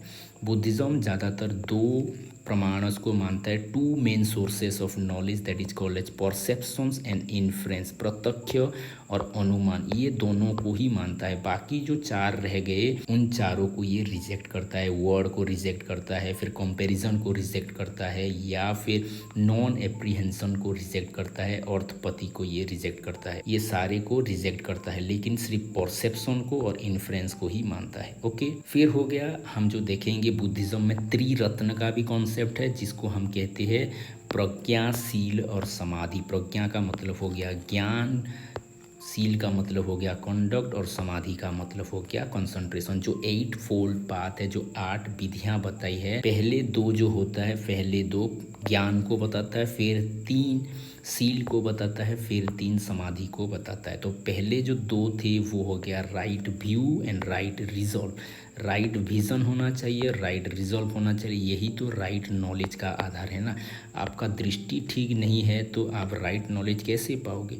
और राइट संकल्प होना चाहिए राइट नॉलेज के लिए। फिर राइट कॉन्डक्ट के लिए क्या चाहिए, राइट कॉन्डक्ट के लिए राइट स्पीच चाहिए, राइट एक्शंस चाहिए एंड राइट लाइवलीहुड चाहिए। और समाधि के लिए right effort, mindfulness and concentration चाहिए। इसको कहा जाता है त्रिरत्न ऑफ बुद्धिज्म।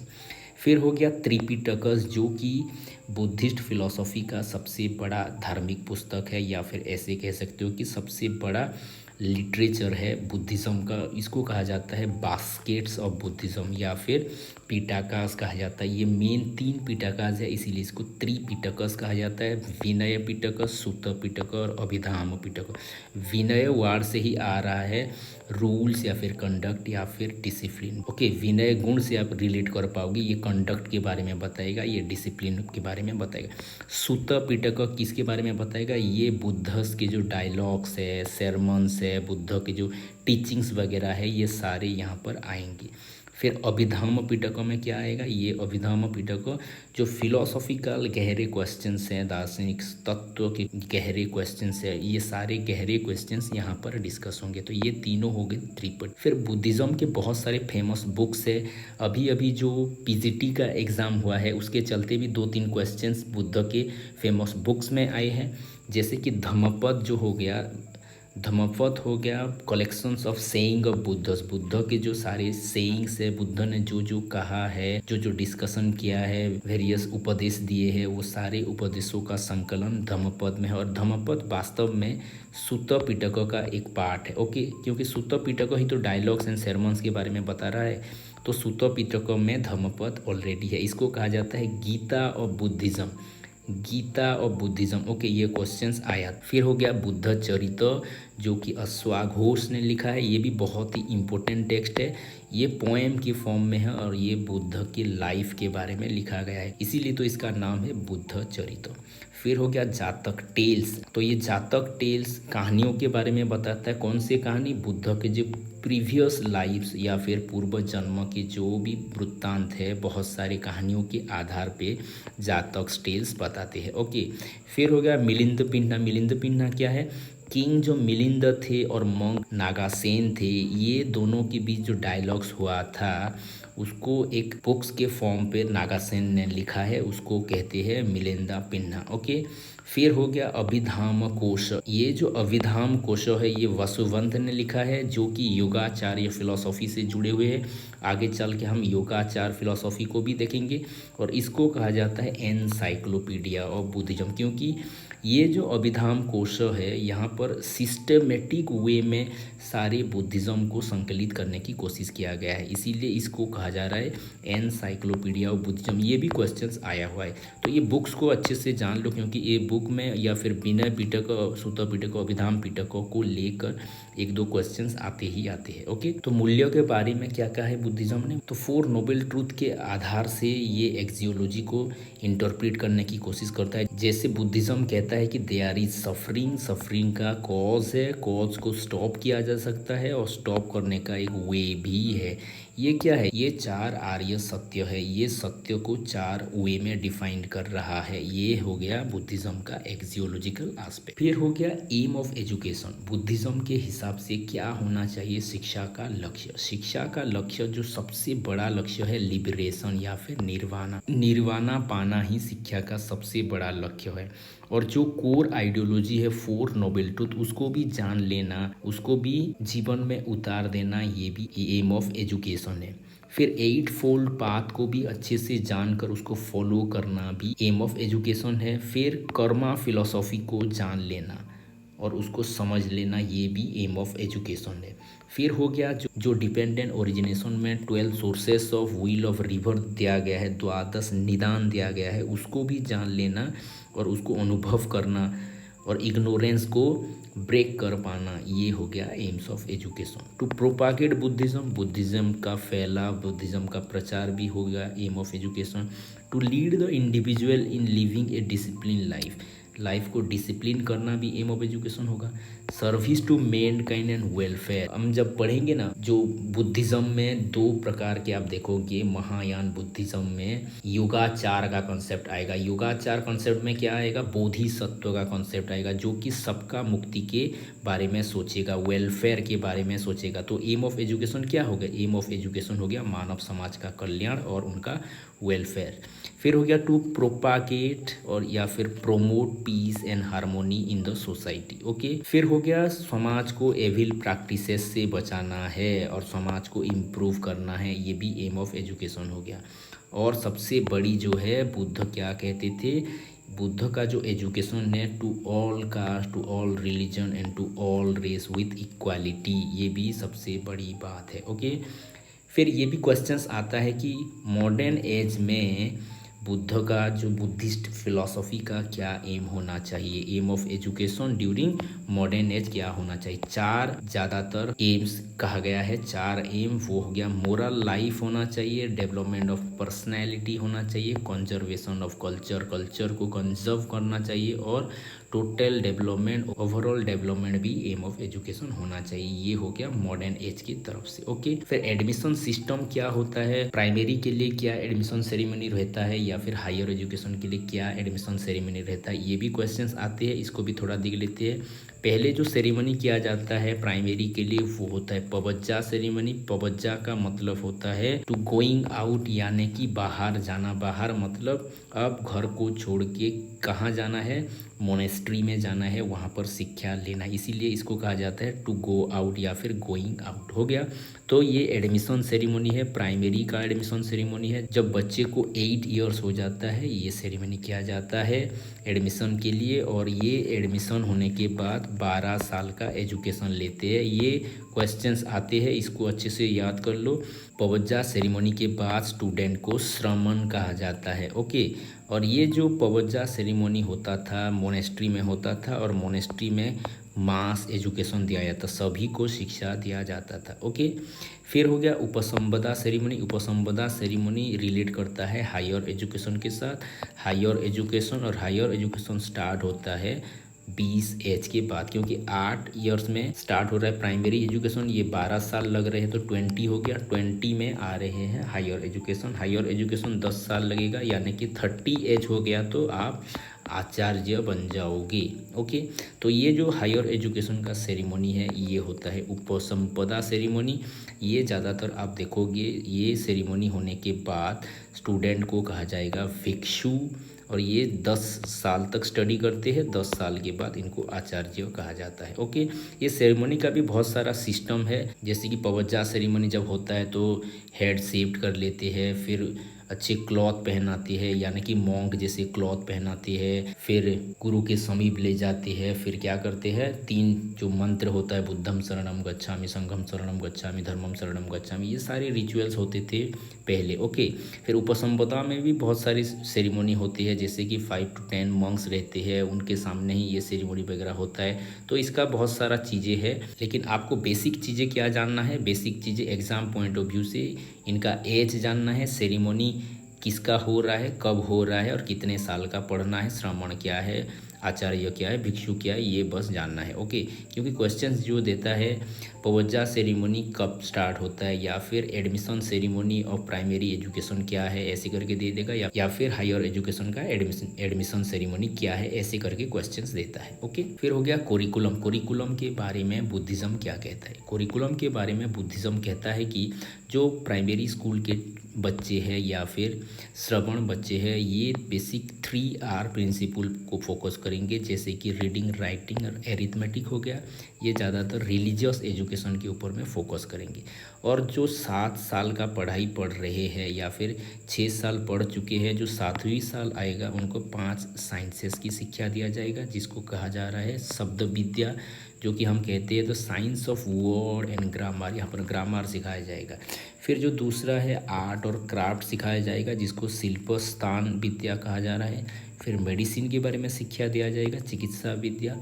फिर लॉजिक और रीजनिंग के बारे में शिक्षा दिया जाता था, जिसको हेतु विद्या कहा जाता था। ये बहुत ही फेमस विद्या है। फिर लास्ट में मेटाफिजिक्स के ऊपर बहुत सारे ज्ञान दिया जाता था, जिसको अध्यात्म विद्या कहा जाता है। ओके, फिर उसके बाद जो हायर लेवल के बच्चे रहते थे उनको क्लासिक बुद्धिस्ट टेक्स्ट भी पढ़ाया जाता था, जैसे कि त्रिपिटक हो गया, धम्मपद, मिलिंदोपिंडा, जातक, बुद्धचरित, ऐसे करके बहुत सारे क्लासिक जो बुद्धिस्ट टेक्स्ट है वो भी पढ़ाया जाता था।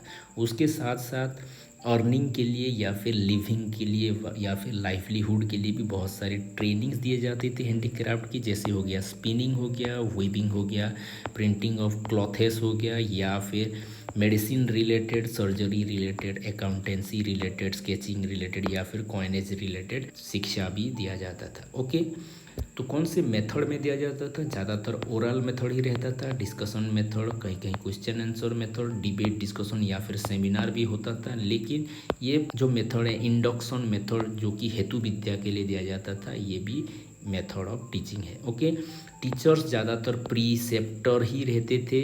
टीचर बच्चों के इंटेलेक्चुअल एंड स्पिरिचुअल डेवलपमेंट का सारा जिम्मेदारी लेते थे। ओके, और टीचर मेनली स्पेशलाइज्ड होते थे वेरियस डिसिप्लिन ऑफ नॉलेज के, जैसे हमने पहले भी देखा कि आयुर्वेद का कोई स्पेशल होगा, इकोनॉमी का कोई स्पेशल होगा, या फिर तर्क का कोई स्पेशल होगा। सभी फील्ड में जो जो स्पेशल होंगे वही केवल बच्चों को स्पेशलिस्ट बना सकते हैं, स्पेशल नॉलेज दे सकते हैं, इसीलिए स्पेशल टीचर भी होते थे। ओके, फिर हो गया स्टूडेंट। स्टूडेंट क्या करना पड़ता था, student has to serve the gurus, gurus को सर्व करना पड़ता था। जब टीचर बेड में जाते थे उसके बाद ही स्टूडेंट बेड में जाते थे। टीचर के पहले उनको राइज करना पड़ता था, सो दैट टीचर के लिए वो नेसेसरी अरेंजमेंट कर सके। ओके, प्राइमरी स्टूडेंट को श्रमण कहा जाता था और हायर एजुकेशन के स्टूडेंट को भिक्षु कहा जाता था। ओके, ये हो गए स्टूडेंट। फिर हो गया डिसिप्लिन। डिसिप्लिन के बारे में क्या कहता है बुद्धिज़्म। बुद्धिज़्म में डिसिप्लिन के बारे में विनय पिटकों में वर्णन किया गया है, कोड ऑफ कॉन्डक्ट इसमें दिया गया है। ये ज़्यादातर सेल्फ डिसिप्लिन के बारे में बताता है। और स्टूडेंट 10 नीतियाँ फॉलो करते थे, 10 शील नीति हो गया। और जो भिक्षु है, भिक्षु को 4 रूल्स फॉलो करने पड़ते थे, जैसे कि लिविंग अंडर द ट्री, वृक्ष के नीचे रहना पड़ेगा, ईटिंग बाय बेगिंग, भिक्षा मांग के खाना पड़ेगा, जो भिक्षावृत्ति में जो क्लॉथ मिलेंगे उसको पहनना पड़ेगा, और काऊ के यूरिन को ड्रिंक करना पड़ेगा एज ए मेडिसिन। ओके, ये 4 भिक्षुओं के ऊपर लागू होता था। ओके, स्कूल के बारे में अगर देखें तो बुद्धिस्ट मोनेस्ट्री था, जहाँ पर मास एजुकेशन दिया जाता था या फिर प्राइमरी एजुकेशन दिया जाता था, और अदर सीट्स ऑफ लर्निंग भी था, जैसे कि सेरमन हो गया, संघ हो गया, विहारस हो गया, या फिर जैसे नालंदा जैसे यूनिवर्सिटीज़ हो गए। ओके, फिर बुद्धिज़्म का बहुत सारे स्कूल है। ज़्यादातर हम देखेंगे कि 2 टाइप के स्कूल हम देखते हैं, जैसे कि एक हीनयान हो गया, एक महायान हो गया। हीनयान जो है ये रियलिज्म जैसा है। रियलिज्म का मतलब है रियलिटी के ऊपर बात करेगा, ये वस्तुओं के ऊपर भी बात करेगा, वस्तुओं को रियल मानेगा। लेकिन महायान जो है, महायान आइडियलिस्टिक फिलॉसफी है, ये वस्तुओं को रियल नहीं मानेगा, केवल माइंड को रियल मानेगा या फिर मेंटल फेनोमेनन को ये राइट मानेगा। तो ये दो स्कूल फिर फर्दर डिवाइड है 4 ब्रांचेस में, यानी कि हीनयान फिर 2 में भाग है और महायान भी 2 में भाग है। हीनयान सौतंत्रिका और वैवासिका में डिवाइड होता है, महायान माध्यमिक शून्यवाद और योगाचार में डिवाइड होता है। ओके, ये जो डिवीज़न हुआ है ज़्यादातर 2 बेसिक क्वेश्चंस में डिवीज़न हुआ है। क्या है वो क्वेश्चंस? एक हो गया मेटाफिजिकल क्वेश्चंस, जैसे कि जो रियलिटी दिख रहा है क्या वो मेंटल है या फिर नॉन मेंटल। ये मेंटल और नॉन मेंटल के आधार पे स्कूल डिवाइड होंगे, या फिर एक एपिस्टोमोलॉजिकल एस्पेक्ट के ऊपर ये डिवाइड होते हैं, जैसे कि जो एक्सटर्नल रियलिटी है उसको हम कैसे जानेंगे। ये भी इसके चलते भी हम देखेंगे कि कैसे स्कूल ऑफ बुद्धिज़्म फॉर्म होता है। तो सिंपली अगर हम देखेंगे तो ये जो बुद्धिज़्म है, ओके, बुद्धिज़्म का 2 स्कूल्स है, एक हो गया हीनयान, एक हो गया महायान। ओके, हीनयान फिर 2 सेक्ट में डिवाइड है, जिसको कहा जाता है सौतंत्रिका और दूसरा है वैवासिका।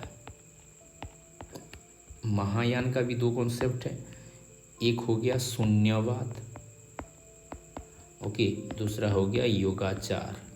ओके, स्वतंत्रिका जो है ये कहेगा एक्सटर्नल वर्ल्ड, ये दोनों जो है हीनयान का, ये दोनों जो है ये सर्वभास्तीन है। सर्वभास्तीन मतलब ये मेंटल को भी मानते हैं और नॉन मेंटल को भी मानते हैं। ओके, माइंड को भी मानेंगे और ऑब्जेक्ट को भी मानेंगे, बोथ आर रियल कहेंगे। लेकिन ये महायान जो है, ये जो शून्यवाद है ये किसी को नहीं मानेगा, और ये जो है केवल माइंड को मानेगा, ऑब्जेक्ट को नहीं मानेगा। ओके, ये थोड़ा अलग अलग है। ओके, लेकिन ये दोनों में अंतर क्या है? ये जो है ये कहेगा कि एक्सटर्नल वर्ल्ड को हम इन्फ्रेंस के द्वारा जानेंगे, और वैवासिका जो है एक्सटर्नल वर्ल्ड को हम देख के मानेंगे या फिर 5 इंद्रियों के द्वारा महसूस करके मानेंगे। ओके, ये दोनों में फ़र्क है। और यहाँ पर अगर फ़र्क देखोगे तो ये कहेगा सब कुछ शून्य है या फिर भॉइड है या फिर कोई रियलिटी नहीं है, कोई रियलिटी नहीं है ये कहेगा, और ये कहेगा केवल माइंड ही रियल है, बाकी सब भॉइड है। ऐसे करके कहेंगे। हम इंडिविजुअली भी देखेंगे, ये जस्ट ग्लिम्स है सो दैट आप थोड़ा सा रिलेट कर पाओ। ओके, फिर आ गया हीनयान। हीन का मतलब हो गया, ये 2 वर्ड से आ रहा है हीनयान, हीन या यान। हीन का मतलब हो गया कम या फिर लेसर, और यान का मतलब हो गया व्हीकिल। तो इसका मतलब हो गया लेसर व्हीकिल, यानी कि डिफ़िकल्ट पाथ, रियल पाथ कहा जाता है। ये सबसे डिफ़िकल्ट पाथ है, क्योंकि ये ओरिजिनल टीचिंग ऑफ बुद्ध के ऊपर बेस्ड है। हीनयान के ऊपर एक कॉन्सेप्ट रिलेट होता है, इसको कहा जाता है arhat. Arhat, arhat is found in this school. Arhat इसी कॉन्सेप्ट में आता है। Okay, the belief in self liberation, ये इंडिविजुअल सल्वेशन की बारे में बात करेगा। इंडिविजुअल सल्वेशन, ओके, खुद की सल्वेशन के बारे में बात करेगा। अपो दीपो भवो का ये कॉन्सेप्ट है, खुद का प्रकाश खुद बनना है, खुद की मुक्ति के लिए काम करना है। ये ज़्यादातर क्या करेगा, ये पाली लिटरेचर के टेक्स्ट को ही एक्सेप्ट करेगा, और ये बहुत ही स्ट्रिक्ट डिसिप्लिन या फिर रेनोन्सिएशन की बात करता है, और ये ज़्यादातर संन्यास मार्ग की पुष्टि करेगा। ओके, तो इसका जो 2 ब्रांचेस आएंगे, ये दोनों branches mental as well as non mental को रियल मानेंगे, यानी कि माइंड को भी रियल मानेंगे, ऑब्जेक्ट को भी रियल मानेंगे। इसीलिए इसको रियलिस्टिक इन नेचर कहा जाएगा। ये रियलिस्ट है, बुद्धिज़्म का ये रियलिज्म है। और ये फर्दर जो 2 स्कूल में डिवाइड होगा वो हो गया स्वतंत्रिका और वैवासिका, उसको भी थोड़ा देख लेते हैं। ओके, स्वतंत्रिका क्या है, ये रिलेट करता है सुत पिटक से, सुत से रिलेट होके ये स्वतंत्रिका हो गया। ओके, सुत से ये रिलेट करता, ये कहेगा कि reality is not only mental but external object, यानी कि ये माइंड को भी मानेगा और ऑब्जेक्ट को भी रियल मानेगा, ये दोनों को रियल मानेगा। ओके, ये आर्ग्यू करेगा कि external world of object is not perceived but inferred. Inferred का मतलब हो गया हम इन्फ्रेंस के द्वारा ही संसार को जान पाएंगे। ये जो भी चीज़ें हम देख रहे हैं, ये केवल और केवल इन्फ्रेंस के द्वारा, क्योंकि हमारे दिमाग में वो सारे कॉपीज़ ऑलरेडी फिट हुए हैं, सारे कॉपीज़ ऑलरेडी है और उस कॉपी के जरिए ही हम सारे संसार को इन्फर कर रहे हैं। इसीलिए इसको कॉपी थ्योरी ऑफ नॉलेज भी कहा जाएगा, जो कि जॉन लॉक ने दिया है। तो इसके चलते जॉन लॉक का जो रिप्रेजेंटेशनलिज्म है, इसके बहुत सारे कॉन्सेप्ट लगभग एक जैसे दिखते हैं। ओके, तो इसका जो प्रोपोनेंट है वो है कुमारलता। ओके, कुमारलता। फिर हो गया वैवेशिका स्कूल। वैवेशिका स्कूल ज़्यादातर, वैवेशिका स्कूल का ओरिजिन अगर आप देखोगे ये हो रहा है कश्मीर से। ओके, कश्मीर में क्या हुआ, जो अभिधर्म है, अभिधर्मों में बहुत सारे मतभेद आने लगे और मतभेद के चलते अभिधर्म को लेकर एक बहुत ही बड़ा लिटरेचर पैदा किया गया या फिर लिटरेचर रचना किया गया, जिसको कहा जाता है विभाषा।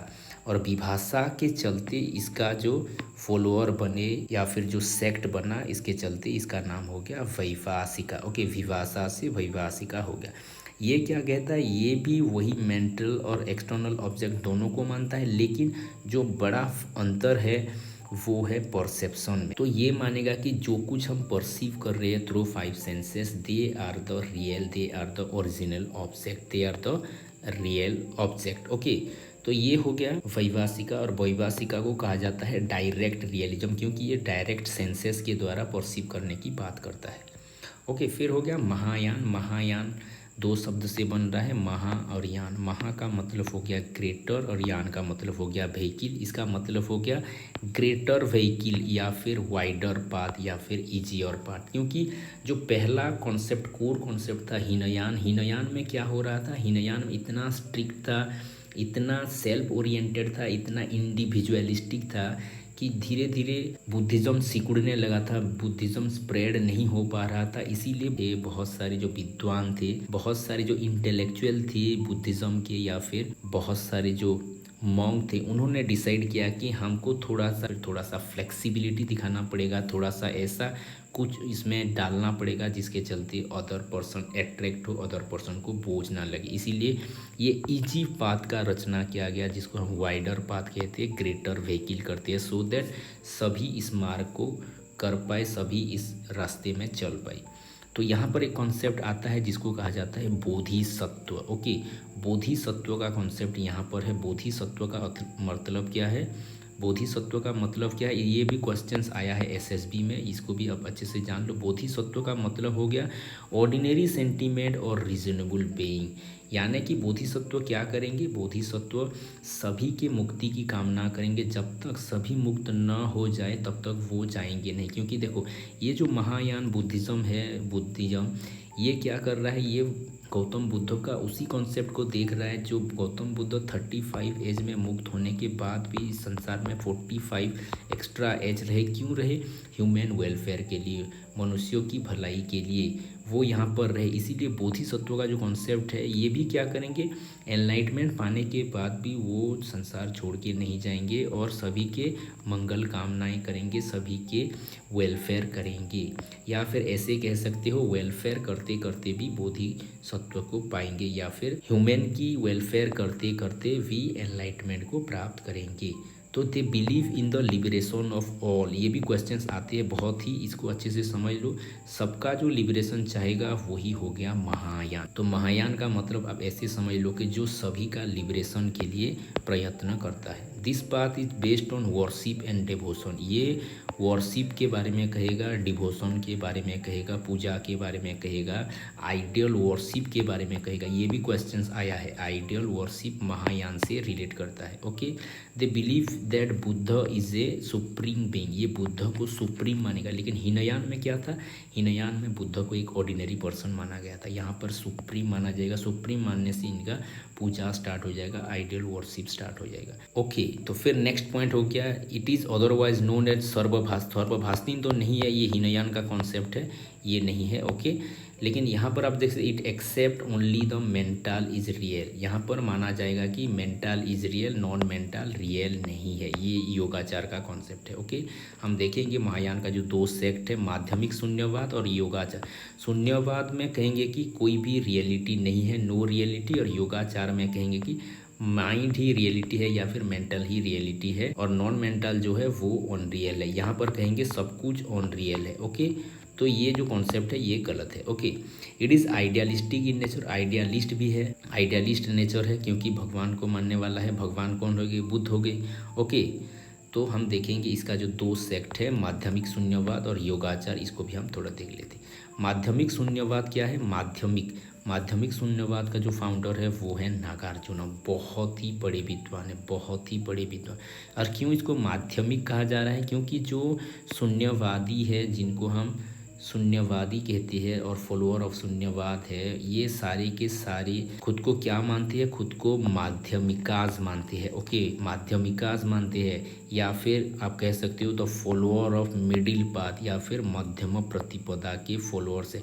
मध्यम प्रतिपदा के फॉलोअर्स है, इसीलिए ये फिलॉसफी का नाम हो गया या फिर ये सेक्ट का नाम हो गया माध्यमिक शून्यवाद। ओके, और ये क्या बात करता है? ये बात करता है यूनिवर्स इज शून्य और वॉइड ऑफ रियलिटी, जिसको हम यूरोपियन लैंग्वेज में निहिलिज्म कहते हैं। तो ये निहिलिज्म भी हमने थोड़ा देखा था, एक्स निहिलो निहिल फिट का जो कॉन्सेप्ट पहले देखा था। ओके, तो शून्य का मतलब हो गया रियलिटी कुछ भी नहीं है, everything is unreal, everything is changing, everything is momentary, ये कहना है शून्यवाद का। ओके, शून्य का मतलब क्या है? शून्य एसेंशियली मीन्स इनडेस्क्राइबेबल, जो वर्णन किया ही जा नहीं सकता, वो हो गया इनडेस्क्राइबेबल। ओके, नागार्जुन फिर कहते हैं बुद्ध के टीचिंग को हम दो एस्पेक्ट में देख सकते हैं, एक हो गया एम्पायरिकल, एक हो गया एब्सोल्यूट। एम्पायरिकल का मतलब हो गया समृद्धि सत्य, समृद्धि सत्य का मतलब हो गया जो ऑर्डिनरी पीपुल होते हैं, जो नॉर्मल पीपुल होते हैं, जो देखते हैं उसको ही सत्य मान लेते हैं, या फिर एम्पायरिकल है। एम्पायरिकल का मतलब हो गया इंद्रियानुगत, इंद्रियों के जरिए जो हम देख रहे हैं, जो अनुभव कर रहे हैं, उसको ही सत्य मान लेते हैं। लेकिन जो हायर लेवल के इंटेलेक्चुअल होते हैं, जो हायर लेवल के बुद्धिजीवी होते हैं, वो एब्सोल्यूट को मानते हैं, जो कि परमार्थ सत्य है। वो अपनी तर्क के द्वारा, वो अपनी रीजनिंग के द्वारा, वो अपनी थॉट्स प्रोसेस के द्वारा वो एब्सोल्यूट ट्रूथ के पीछे जाते हैं, या फिर एब्सोल्यूट ट्रूथ को खोजने की कोशिश करते हैं। वो इसके ऊपर चले जाते हैं, जो समृद्धि सत्य है उसके ऊपर चले जाने से ही आपको परमार्थ सत्य मिलेगा। ये हो गया माध्यमिक शून्यवाद, और ये कहना है नागार्जुन का। और जो लास्ट हो गया वो हो गया योगाचार या फिर विज्ञानवाद। योगाचार कॉन्सेप्ट क्या है? इसको दिया है असांगने और वासवंधु ने। ओके, ये बिलीव करता है कि रियलिटी किससे बना है? कॉन्शियसनेस से बना है, जिसको हम विज्ञान कहते हैं। और ये कहता है कि दुनिया में एक ही रियलिटी है, वो है मेंटल, और सारे में मेंटल ही होते हैं। ओके, मेंटल है, और ये कहते हैं कि जितने भी सारे नॉन मेंटल है या फिर मटेरियल चीज़ें हैं या फिर ऑब्जेक्ट है, ये रियल नहीं है, they are the void of reality. और इसको अलग नाम दिया जाता है सब्जेक्टिव आइडियलिज्म। ओके, आइडियलिज्म तो है लेकिन सब्जेक्टिविटी इसमें ज़्यादा है, क्योंकि ये क्या कर रहा है? ये मेंटल को मान रहा है, इसीलिए वेरियस पर्सन्स का वेरियस आइडिया इसमें आएगा, सब्जेक्टिविटी इसमें आएगा। तो ये हो गया योगाचार विज्ञानवाद। इसका क्रिटिसिज्म भी बहुत सारा है, जैसे कि हम देख सकते हैं बुद्ध बहुत सारे क्वेश्चंस को उत्तर नहीं दिए, इसीलिए बहुत सारे इसको क्रिटिसाइज भी करते हैं। यहाँ पर गॉड कॉन्सेप्ट नहीं है, इसीलिए भी क्रिटिसाइज होता है। इटर्निटी ऑफ सोल भी यहाँ पर नहीं है, इसीलिए भी ये क्रिटिसाइज होता है। फिर सब कुछ शून्य है जो कॉन्सेप्ट है, ये भी बहुत बार क्रिटिसाइज होता है। और कॉन्सेप्ट ऑफ मोमेंटरीनेस, सब कुछ क्षणिक बात है, कुछ भी परमानेंट नहीं है, जो बताता है, ये भी क्रिटिसाइज होता है। तो ये था बुद्धिज़्म। बहुत ही टाइम हो गया है, लेकिन थोड़ा बहुत हम एमसीक्यू भी देख लेते हैं। ओके, फिर लास्ट में भी ये करेंगे कि जो बुद्धिज़्म, जैनिज़्म, न्याय, ये सबको लेके एक बहुत ही बड़ा कॉम्प्रिहेंसिव एमसीक्यू का भी एक वीडियो लाएंगे। तो आइडियल वर्शिप किसने इंट्रोड्यूस किया था? आइडियल वर्शिप बुद्धिज़्म ने इंट्रोड्यूस किया था। ये कौन से सिस्टम से लिंक है? महायान बुद्धिज़्म, जहाँ पर हम योगाचार कॉन्सेप्ट देखते हैं, आइडियल वर्शिप वहाँ पे आता है, जहाँ पर हम बुद्ध को एज ए सुप्रीम रियलिटी मानते हैं। ओके, फिर हो गया what is the primary objective of Bodhisattva. Bodhisattva का प्राइमरी ऑब्जेक्टिव क्या है? 2018 में आया था ये, sacrifice one's life for the welfare of other, अन्य की वेलफेयर के बारे में सोचेगा या फिर सबकी मुक्ति की कामना करेगा। ये हो गया बोधिसत्व। और ये कॉन्सेप्ट भी कहाँ पर आता है, योगाचार कॉन्सेप्ट में आता है कि जो कि महायान बुद्धिज्म का एक पार्ट है जिसको हम कहते हैं सब्जेक्टिव आइडियलिज्म। ओके, फिर हो गया एक common feature of Hinduism, Buddhism and Jainism. ये तीनों कॉन्सेप्ट को मिला के कौन सा कॉमन फीचर्स आता है। ओके, ये तीनों फिलोसॉफी में कौन सा कॉमन फीचर्स आता है, वो हो गया कर्मा और रीबर्थ का कॉन्सेप्ट।